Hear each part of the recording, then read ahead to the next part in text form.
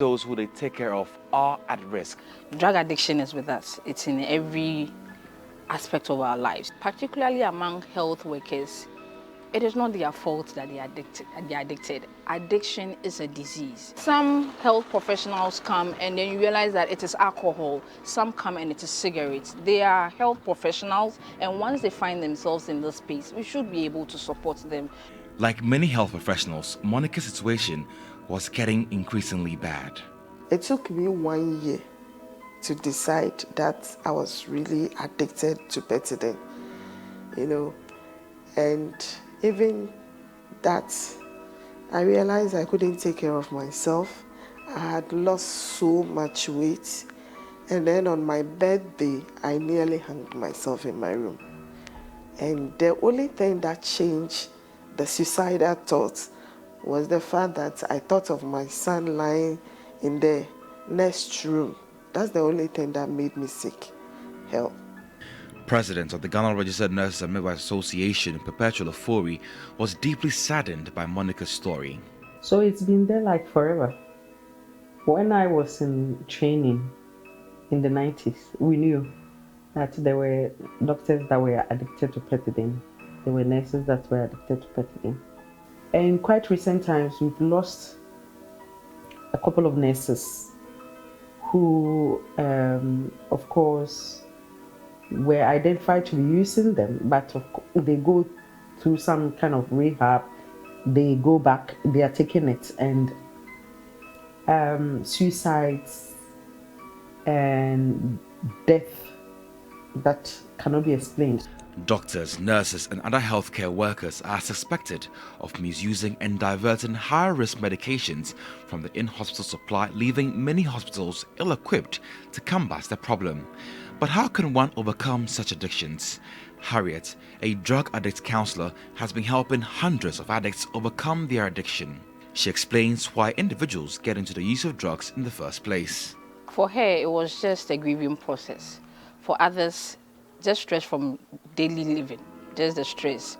Others also fun, just want to have fun, and so then it begins from there. Monica has undergone rehabilitation for 4 months and has since been drug-free, and continues her nursing profession with a Catholic facility.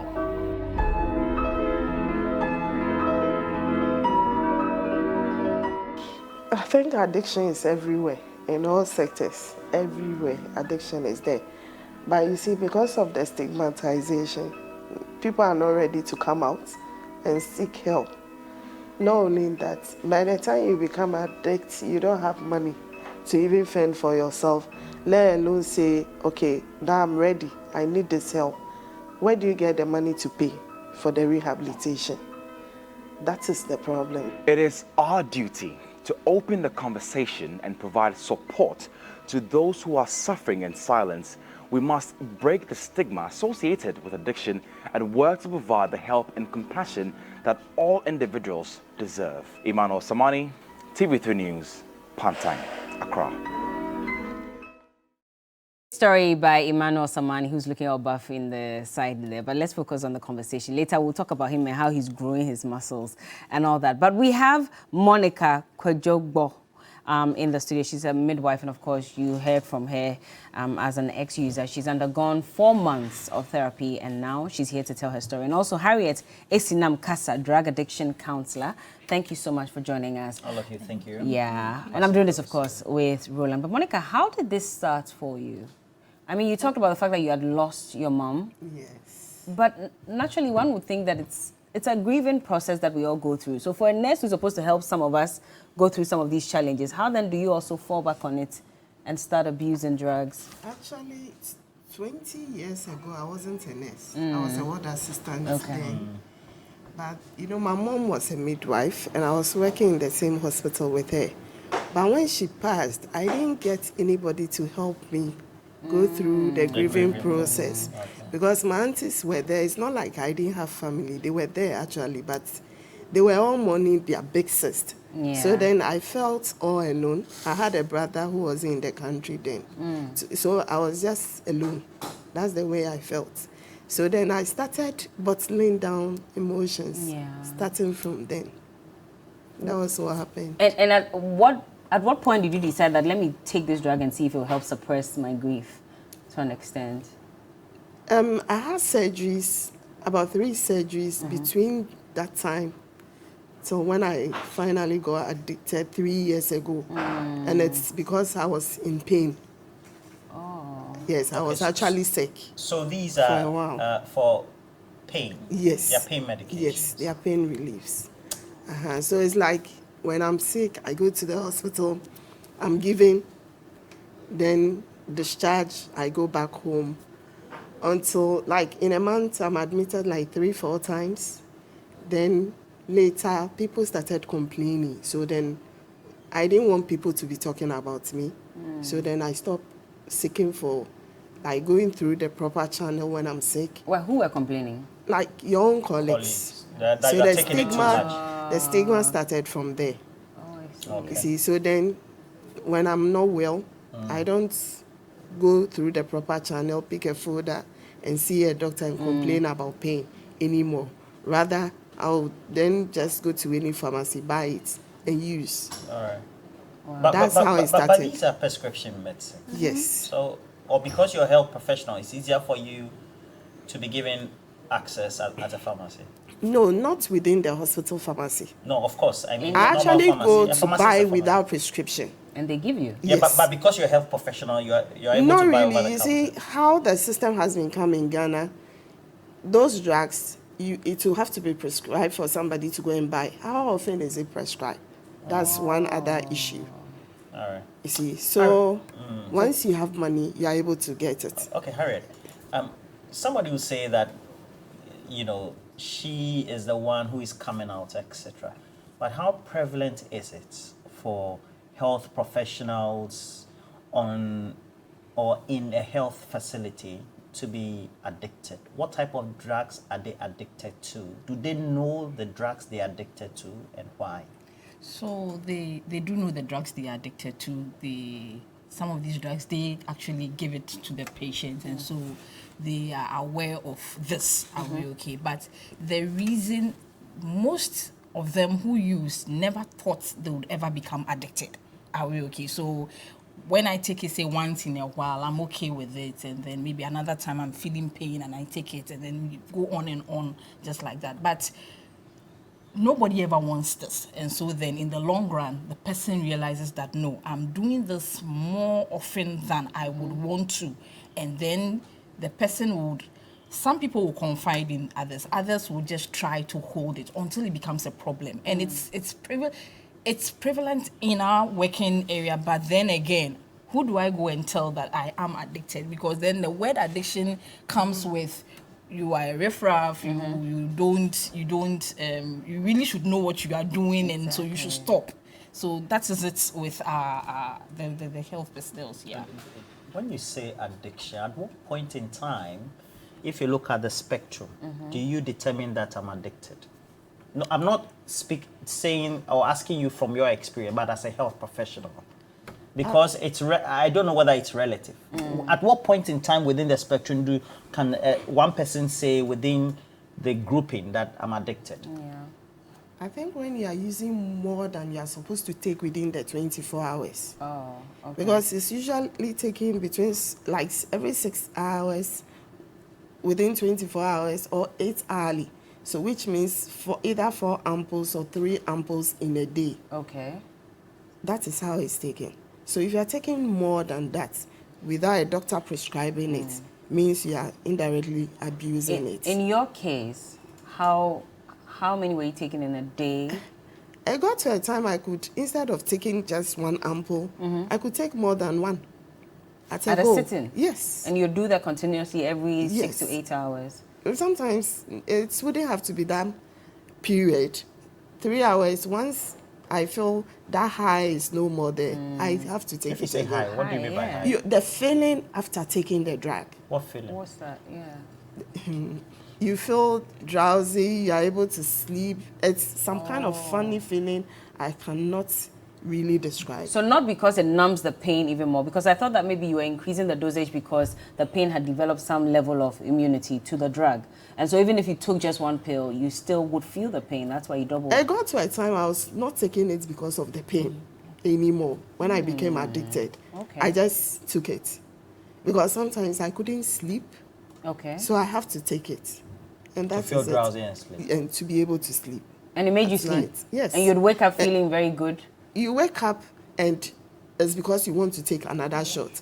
And you're not able to sleep for a long time. It's just for a short period. When you're addicted, you don't sleep for a whole night. Really? The number of hours a normal human being is supposed to sleep, no. Just for a short period, and the next minute you want more. All right. Yeah. I asked a question about on the facility. And because you're a nurse, right? Yeah, I'm a Okay. midwife. But I know that when I make entry, for example, into the Tema General Hospital, I find a security man, a warden, that is making entry into adult emergency. I find some other paramedicals, a medical doctor, before the nurses, etc. So which categories of people within the value chain are addicted?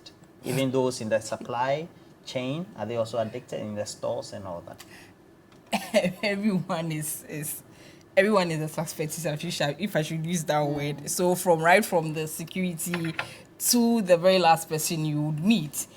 Some people, of course, apart from pethidine, where most people inject, some people are on the pills. So some people will be taking diazepam. Some people will be taking some other medication, the tablet. Well, it's easy to swallow and then you feel the high. So right from the gate, everybody it should be a suspect. Are we okay? But then when you enter into a facility, the people who are more susceptible to using it would be those who actually come into contact with the medication with the medication. And so then your doctor, your nurse, your paramedic who is in the lab, your midwife, it could be anyone. It could be anyone. So it's not just a doctor or a nurse who is susceptible. But I heard the president of the Midwifery Association saying that even when she was training in the 90s, it was still very prevalent. Among doctors, Nothing, etc. nothing was necessarily done about it, because otherwise, then why do we still have probably high numbers of health workers still addicted? The issue of addiction in Ghana, because most people think that addiction has to do with just cocaine and then heroin, and then we are dealing with just a particular set of people. Nobody would ever think that they should actually come to the health worker and then find out, is this health worker actually having problems with the medication he or she's supposed to be giving to someone? Are we okay? So that is where the issue is. But it's very rampant amongst us. And so... And you know amongst yourselves, which is why I'm asking, so why sweep it under the rug when you are very much aware that this has been going on for so long? Well, some facilities are doing very well to help those who come out to say, you know what, I think I need help. And that is the case with Monica, my sister. She actually went to her superiors and said, you know what, Look, I need help. Is it possible that then, even in pharmacies or drugstores, there could be attendants who are... Exactly. So in a pharmacy, when you enter a pharmacy, it's possible, way too possible. Because of access. Yes, because of access, and even pharmacists are doing it. But now the access goes beyond just the health workers, because like she said, if you can easily just walk into a pharmacy and buy. If I'm a patient and I know that this drug makes me feel this way, after I'm healed, I probably still want to feel that way. I can just walk into a pharmacy. So depending on the particular kind of drug, so some drugs you can buy it over the counter and then get it. Are we okay? So some pharmaceuticals that are being abused, like Cofex. Cofex. What is Cofex? It's okay. So it's a... Is it a cough syrup? Yes, so a cough syrup. Sorry, it's a cough syrup. And so they know that when they take it, they get a high from it. So you can just... cough syrups? Yeah, cough syrups, yes. So you walk into the pharmacy... Because that's a brand, right? Yes, yes. We should be careful. Yes, exactly. So sorry. So you walk into the pharmacy and I'm just buying it because, well, I've got a cold or I'm coughing. They'll give it to you. And these people are buying it in boxes. Boxes? Yes, to drink. And then they are... And it is not your health worker. It is the guy on the street. It is that student in SHS. It is that brother who is... You're saying the addiction is wider. It's wider than we think. Yes. Wow. Okay. So within the health system, like in other jurisdictions, maybe the developed countries, in our country, what is there to help the health workers from getting addicted? If you say from getting addicted, No, I wanted to. let Monica answer What that. is there, for example? I'm not only talking about your facility so that we don't get to, because you have decided to come out public, but what is there based on your interaction with some of your colleagues in other facilities? Is there a regime that says that there's a routine check or monitoring, you know? Okay, if monitoring, I know the pharmacists, they are monitored within the hospital. Okay. Because they have their in charges, and there's a way things are done in the hospitals. If a prescription is written for a patient, the nurse will have to send it to the pharmacy, and then the drug will be issued to the patient. So things are monitored in a way. Towards addiction. Towards addiction, things are monitored. I see. But for me, I would say education. Okay. Education, because I'm telling you, no one ever thinks that when I start taking this, I'll get to the point of addiction. Are we okay? So when we are able to educate people, let them know, see, this you are giving to a client or you are giving to a patient to help him or her. Don't think that because you are also using it, that's just it for you. You can actually move from actually using and become an abuser of it. And so let's be watchful about it. Let's be careful to make sure that we don't start it ourselves. And again, make it more open for people to start talking and say, you know what, I've got this problem. I think I need help. Yeah. Right. Can they not be monitoring? And I'm asking that because even with the pharmacy, so if you know that this drug can only be sold on prescription, and you come and realize that you've had fewer prescriptions than the drug that has been sold, shouldn't there be a monitoring system that ensures that you do not sell beyond the number of prescriptions that you have received? I believe so. I believe there's some form of monitoring in the pharmacies. I'm not a pharmacist, so I won't be able to tell. But I believe that when I say I gave 10 boxes of, say, a medication, at the end of the day, my in charge should be able to say, so you sold 2. So where's the other 8? I think that's there. But again, we are human beings. People would find their way. Even in the hospital? Even for a nurse at least. Yes. Don't they count the number of, pills that you should be giving out? And if some are missing, should they not raise questions about it? Yes, it's done.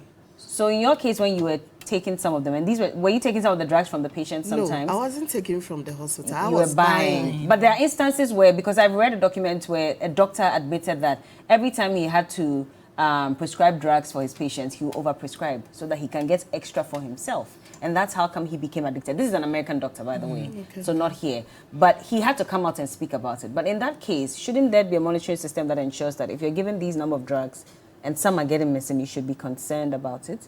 Yes, that's why every department has their own in charges and their way things are done. Yes, because if you go prescribe or you go to the main stores for certain things, there are books, there are checks for it. So who is issued to? The patient's name is written with the folder number. Yeah. So later it can be checked to be sure that it was written and it was issued. That's the question. Yes, it's done. Do they check? Is there a routine or a regime that we have these things checked? Well, for what I have seen, there is. Are we okay? But you see, if I come into the consulting room or wherever I'm supposed to get a medication, and then they said there's none in the hospital, I have to go outside and go and get it. So then I can't inject myself. So I'm a doctor or someone is writing out the prescription for me. You don't know. Most, again, I always tell clients or patients, ask questions. Are we okay? So they write a certain number of medications for you, and then you can ask, okay, how many times am I supposed to take this medication? If you know you're supposed to end by the 7th day, why am I buying so much? Are we okay? So if the person prescribing actually has added like 2 more, 3 more, buy it. Yeah, you should know. So it gives it to you. You go out, you go and buy it, you bring it in, and then in bringing it in, whoever is going to ensure that you get administer the medication, decides, okay, I've given you this, you are okay, and you are gone. You ask no questions, and then the surplus are added, and the person begins to use. Sometimes you don't even see the handwriting of the doctor to even know what he has written on there. Right. I know that in the hospital setting, the doctors, because of the way they were trained, the number of years they spent at the hospital, they tend to look down on the other medical staff. So how do you then question a medical doctor who is addicted? It's not a matter of question. Or No, okay. How do you approach and say, I want to offer? Because you're a counselor, for example. You're a practitioner, but at the same time, you counsel. So how do you approach that person? So, because I know we're told that medical doctors also. Yeah, a lot of them yes, apparently. yes. So, again, a working relationship you have with the person you are working with. So if I get a prescription that says so and so and so, you are a doctor, I am a nurse, or someone is a midwife, the person should be able to come to you and say, you know what, I think you prescribed this for this person. You should take a look at it. Are you sure this is what you want? And it happens. Out of respect, I am... Because, again, you are taking care of another human being. Everything we do is for the patient. So if I have doubts about the person's prescription, I should be able to come and ask you. And that is where the confidence should come. Each one of us, I am responsible, and I answer to her. She should be able to question me. I answer to you, you should be able to question me. I think that is what should be happening. But then again, people will say, I am afraid to go and ask him. That shouldn't be it. That shouldn't be Monica, it. so what was it like undergoing rehab? Did you have any withdrawal symptoms? How difficult was it for you? Actually, I didn't experience anything like that. Okay. Yeah, but I see people go through withdrawal, but I didn't. Oh, you didn't? No. Oh, lucky you. But what is it like for people who are also being treated for some of these addictions? For the withdrawal, Yeah. it's bad. For some people, it's the uncomfortable nature of withdrawing from something, and sometimes the sleepless nights. So again, the 1 minute he's feeling cold, the other minute he's feeling hot. He can't sit still. He can't even eat properly, and so it takes time. It takes time for them to get used to the fact that I'm not going to be on this for as long as I am alive, and so I am just withdrawing from it. And with time, they become better, and then they get used to the treatment process we have to offer them. Yeah. But we have to say that when we're talking about the drugs that are being addicted, it's not in the sense of the cocaine and the heroin. These are opioids, right? Okay. So what's the difference between the withdrawal symptoms of opioids and then the narcotics? Okay, so again, it depends on the individual. Some people will tell you, oh, when I'm withdrawing from this, I don't have any issue. But when I'm withdrawing from this, it becomes very difficult for me. So then they'll say, okay, I will stop this based on the fact that it's easier when I'm withdrawing. But this, I don't see how I'm going to be able to manage the withdrawal even for 2 days. And so then I don't want to stop. Are we okay? So it's, for me, in my practice, I have seen that it depends on the individual using the drug, yeah. But if I'm still going through pain and maybe I'm still addicted to this drug and you're telling me, or you're giving me some form of treatment and you want me to endure the pain for a number of hours and I can't do it, then what? So, of course, when we are taking what we call detox, it's not that we leave you like high and dry like that, no. So they would put you on infusions to help with the withdrawal symptoms, put you on some medication or pain medication for a number of days. Okay, so you take this for 3 days, you go to 2 days, you go to 1 day, so that the body gets used to the fact that I am not going to be taking this anymore. And then again, I would add my natural bit. So when you are feeling hot, go and take a shower. I will let you shower as many times as there's water in the facility. I'll let you do it. And then, okay, I can't sit still. I say, okay, let's go for a walk. We go around and then we talk, and then he says, okay, I'm now calm. I would want to sit down. And then he says, you know what, I want to drink water. So by the time we are doing this first week, second week,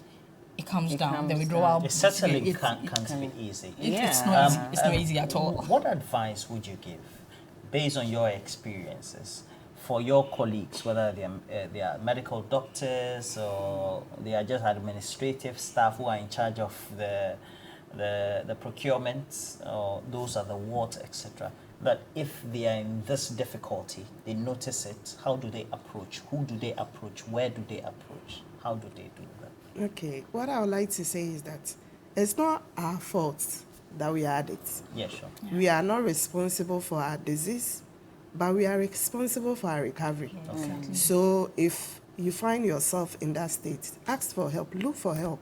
I didn't know there were rehabs in Ghana until I became sick. As a midwife? Yes, Yeah. I didn't know. Yeah. I didn't know. I didn't know. If you say seriously, if you say rehabs, what do you mean by you didn't know there were rehabs? until I had the disease, What, I didn't what know. type of rehabs were you talking about, or As any in rehab at all? substance use disorder, Okay, people okay. with like But you've people always who said can psychiatric help. hospitals there. Yes, but I didn't know there were places Men specifically for drugs and okay. So then now I know, and there are a lot of places here in Ghana That you can go for that rehab. you can go for rehab. Both So private and public? yes, there are places. So yours is to look for someone, talk to your boss at work, and then look for the help. So if your boss too is addicted, what do you do?